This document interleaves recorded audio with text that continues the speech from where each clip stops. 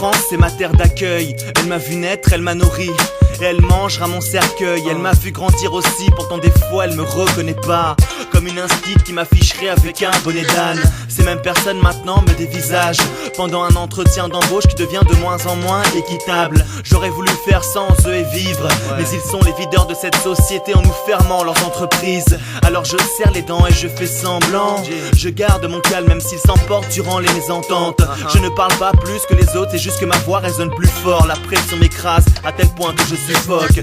Sur quel pied jouer, tu sais, c'est pas terrible. On appelle ça jongler, mais c'est dur comme avec une balle de tennis. J'ai pas la gueule de l'emploi, même si ça passe mieux. Avec des lunettes, c'est sûr que j'ai moins l'air d'un mafieux. Maman, dis-moi comment faire. On me dit là-bas que je viens d'ailleurs.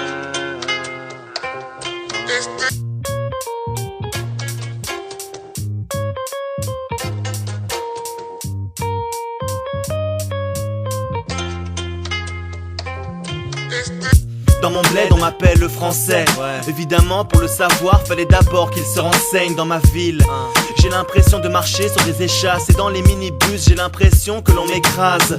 Sérieux, ce pays est tout petit, plein de pièges à croire que c'est juste contre moi qu'il y a toutes ces fourberies.